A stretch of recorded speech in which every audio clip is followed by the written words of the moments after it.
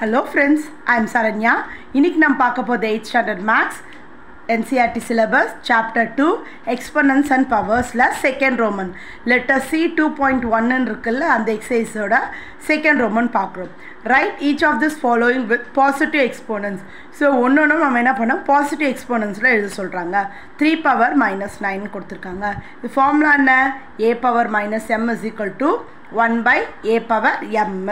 So இந்த இப்படி இருக்கதை இந்த ஃபார்மட்ல எழுதணும். So இதை எப்படி எழுதுவோம்? 1 by 3 power 9 எழுதுவோம். இந்த பவர் ஃபிராக்ஷன்ல வரதுனால இந்த மைனஸ் என்ன ஆயிடும்? பிளஸ் ஆயிடும். So 3 power minus 9 equal to 1 by 3 power 9. வெறும் பாசிட்டிவ் எக்ஸ்போனன்ட்ல எழுத சொல்றதுனால நம்ம இதோட விட்டுறோம். அதை எவால்வேட்னு கொடுத்து அதை சால்வ் பண்ணி ஆன்சர் எழுதணும். கிளியர்? நெக்ஸ்ட் சம் பார்க்கலாமா? Second one 1 by 2 whole power minus 3 ன்னு கொடுத்திருக்காங்க. Same formula a power minus m is equal to 1 by a power m. First step நம்ம என்ன பண்ணோம்? 1 by ன்னு எழுதிக்கிறோம். ஏன் அப்படின்னா 1 by a power m அப்படி எழுதியும் எழுதலாம், இல்லை டேட்டா நம்ம ரெசிப்ரோக்கல் பண்ணி கூட காட்டலாம். உங்களுக்கு எது ஈஸியாக இருக்கோ அந்த ஃபார்மேட் பண்ணிக்கோங்க. 1 by 2 whole power minus 3 அப்படின்னு எழுதியிருக்கேன். இருக்க வேல்யூஸ் என்ன பண்ணியிருக்கேன்? இங்கே -3 வருமா? இந்த வேல்யூஸ் எழுதும்போது -3 வருமா?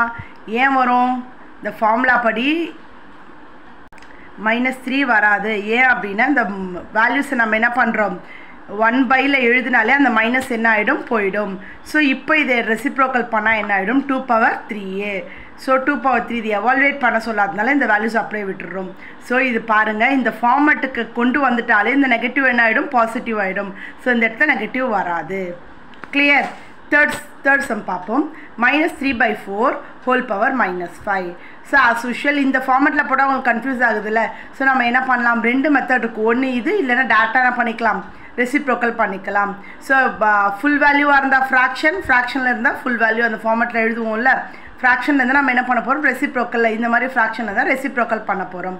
ஸோ அதுதான் இதோட format. a power minus m is equal to 1 by a power mன்னு எப்படி எழுதலாம்? -3 by 4 ரெசிப்ரோக்கல் பண்ணால் இந்த பவரில் இருக்க மைனஸ் போயிடும். அப்போ 4 by 3. ஸோ இந்த மைனஸ் எங்கே தான் இருக்கும்? நியூமரேட்டரில் தான் இருக்கும். இந்த இதோட ஸ்டாப் பண்ணிக்கலாம், வேணால் இந்த ஸ்டெப் எழுதிக்கலாம். இந்த பவரில் இருக்க 5 நியூமரேட்டர்லேயும் வரும், டினாமினேட்டர்லேயும் வரும். இதற்கு எழுதினாலே மார்க் தருவாங்க. தேவையில்லை, இருந்தாலும் உங்களுக்கு தெரிஞ்சுக்கணுன்றதுனால அதை நான் கொடுத்துருக்கேன். Fourth Roman 5 by 7 whole power minus 2. So same position. நம்ம வந்து அந்த 1 பைன்னு போட்டால் கன்ஃபியூஷன் ஆகுன்றது தான் நான் டேட்டா என்ன பண்ணிட்டேன்? அப்படியே ரெசிப்ரோக்கல் பண்ணிட்டேன்.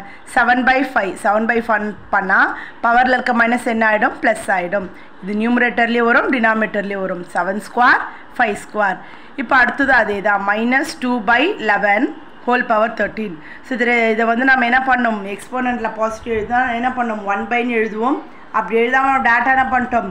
ரெசிப்ரோக்கல் பண்ணி எழுதினா -11 by 2 whole power 13. இந்த 13 11க்கு வரும், 2க்கு வரும். Clear? Thank you.